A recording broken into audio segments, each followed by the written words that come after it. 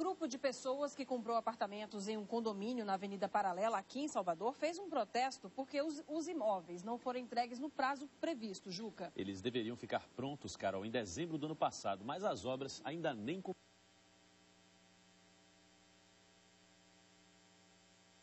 empreendimento e cobra da Caixa Econômica Federal o cumprimento do contrato que teve início em 2008.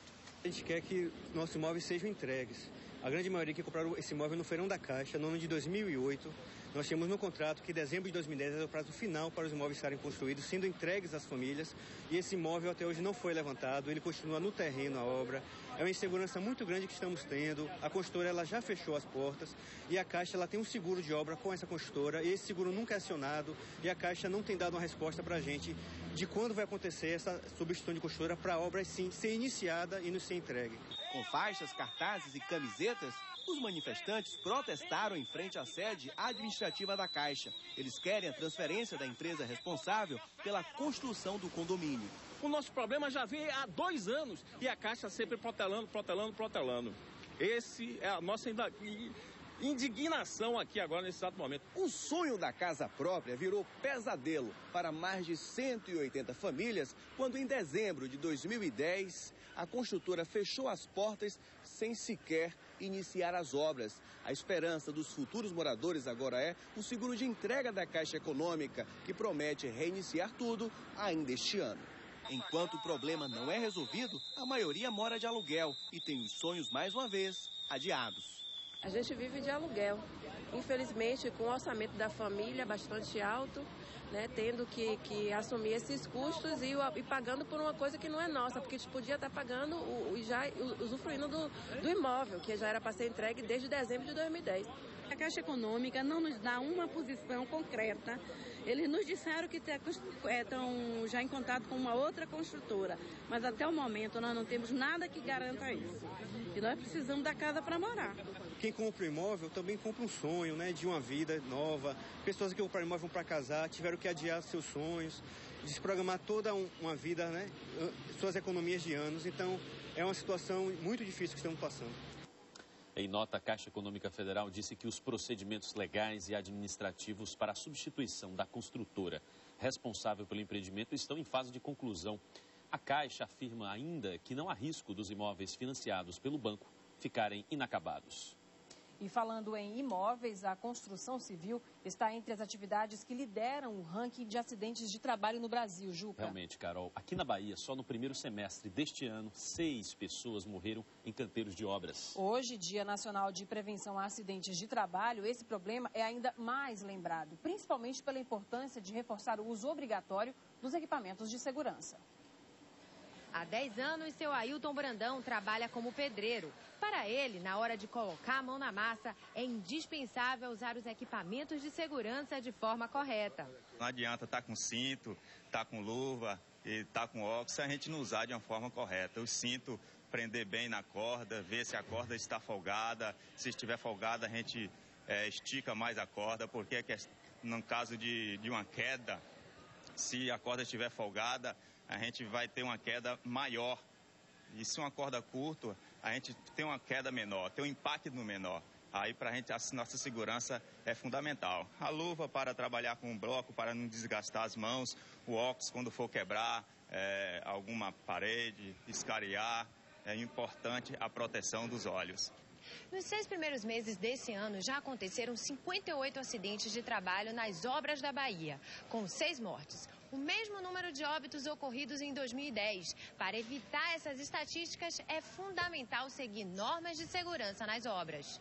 Para reduzir os riscos de acidentes, o Sindicato dos Trabalhadores da Construção Civil lançou a campanha Um Passo pela Vida, Show Acidentes de Trabalho. Nós observamos se os locais estão sendo normalmente sinalizado com guarda-corpo, com equipamento de proteção coletiva, se os trabalhadores estão totalmente legais com equipamento de proteção individual. Aí nós pedimos à empresa para ter acesso também nos locais, para nós estar observando isso. Pequenos detalhes garantem a integridade do trabalhador, já que dentro de um canteiro de obras existem cerca de 800 itens que atendem às normas de segurança do Ministério do Trabalho, desde o acesso à obra, proteção contra quedas em todas as fases, passando pela prevenção aos choques elétricos, até a sinalização correta das frentes de trabalho. Medidas que dependem do investimento das empresas e do comportamento dos operários.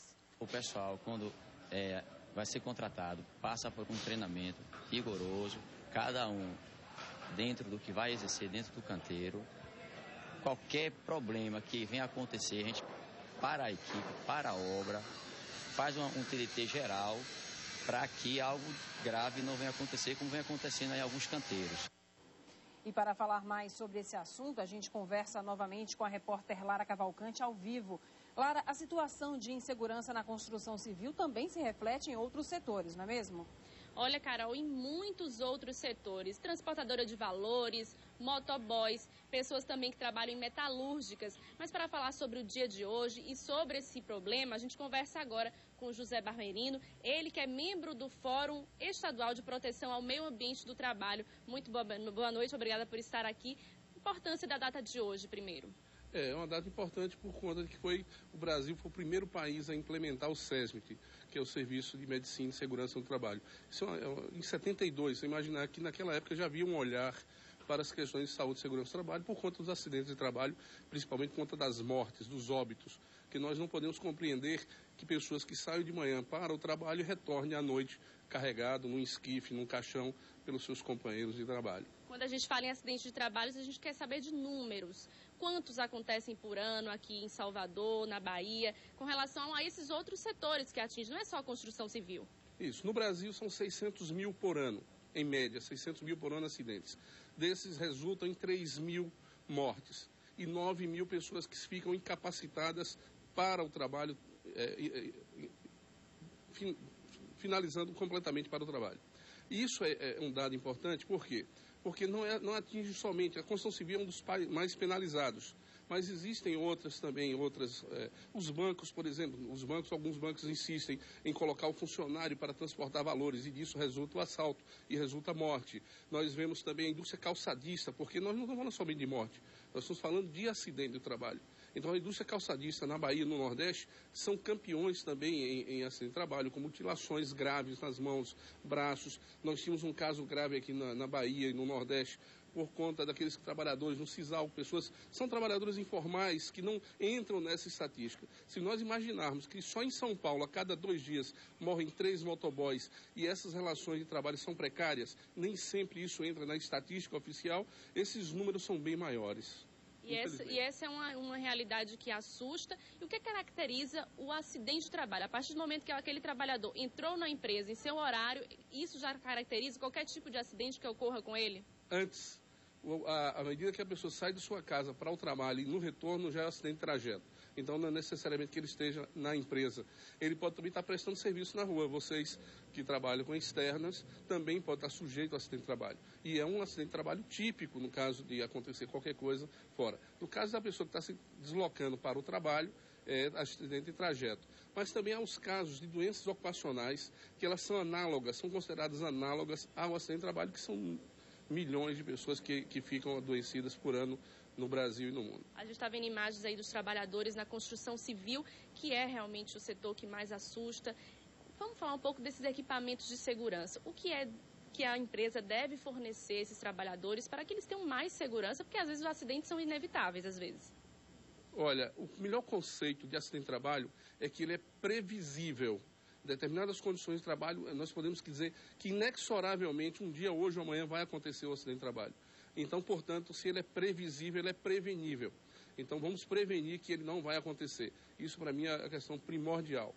E os equipamentos, ele tem 2 tipos de equipamento, o individual e o coletivo. Geralmente se prioriza o individual, mas nós temos que pensar no coletivo, porque protegendo coletivamente eu melhoro as condições de trabalho.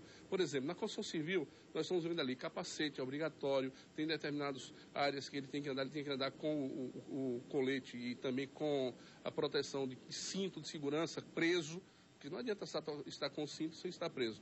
Mas um dos equipamentos primordiais na construção civil, e que se vocês andarem aqui em Salvador, vocês vão encontrar muitas obras sem esse equipamento, que são essas plataformas que são colocadas a cada 3 andares na construção. Então vai subindo a construção e a cada 3 andares.